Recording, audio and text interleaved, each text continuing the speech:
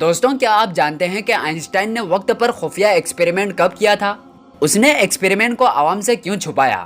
فیلاڈیلفیا کا ایکسپیریمنٹ کیا تھا؟ آخر وہ شخص کون تھا جس نے اس بے رحم ایکسپیریمنٹ کے بارے میں بات کی؟ آئیے ان سوالوں کے جواب آج کی اس ویڈیو میں جانتے ہیں۔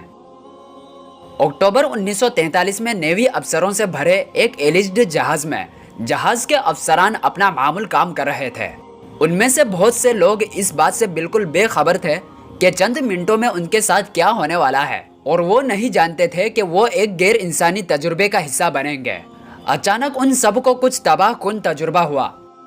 دوسری جنگ عظیم کے دوران آئنسٹائن سے نیوی کے افسروں کو ہتھیاروں کے ڈیزائن اور اعلیٰ خفیہ منصوبوں پر کام کرنے میں مدد کرنے کو کہا گیا۔ آئنسٹائن چاہتا تھا کہ ایلڈرچ جہاز دشمن کے رڈار سے غائب ہو جائے تاکہ انہیں اپنے منصوبوں اور اگلی چالوں کے بارے میں کوئی معلومات نہ مل سکے۔ اس نے جہاز کے گرد مضبوط میگنیٹک ویوز اور ایک یونیفائڈ فیلڈ بنایا۔ اس کے نتیجے میں ایک بہت بڑے نیلی روشنی سے جہاز کو 1 منٹ میں غائب کر دیا۔ دوستوں، اس ایکسپیریمنٹ کے کامیابی پر تمام سائنسدان خوش تھے، لیکن جب انہوں نے اس جہاز کو دوبارہ نمودار ہونے کے لیے کیلکولیشن لگانے کی کوشش کی تو وہ اس میں بری طرح ناکام رہے۔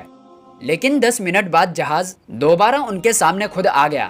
سائنسدانوں نے جب صورتحال پر تحقیق کی تو اس جہاز پر موجودہ لوگوں کی حالت انتہائی پریشان کن تھی۔ کچھ مر چکے تھے اور کچھ پاگل ہو گئے۔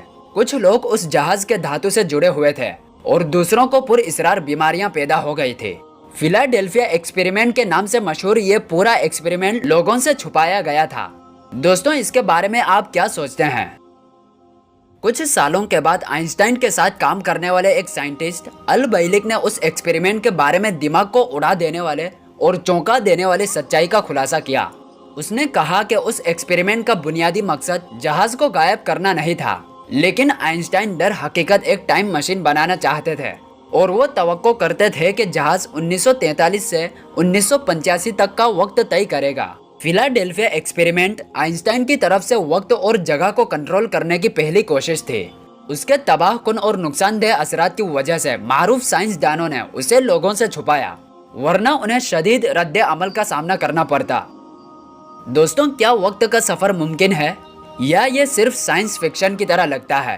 میرے خیال میں یہ سائنس فکشن کے سوا کچھ نہیں ہے۔ جیسے کہ کوئی شخص اپنے ماضی میں واپس کیسے جا سکتا ہے یا مستقبل کی طرف سفر کر سکتا ہے، لیکن سائنسدانوں کے مطابق اگر کوئی شخص لائٹ کی سپیڈ سے سفر کرتا ہے تو اس شخص کے لیے وقت رک جاتا ہے، اور اگر کسی شخص کی سپیڈ لائٹ کی سپیڈ سے زیادہ ہو تو وقت اس کے لیے سست ہو جاتا ہے۔ اس لیے ان کے مطابق ٹائم ٹریول کا یہ طریقہ ممکن ہے۔ کیا آپ جانتے ہیں کہ ٹائم ٹریول کی کوئی اسلامی مثال موجود ہے؟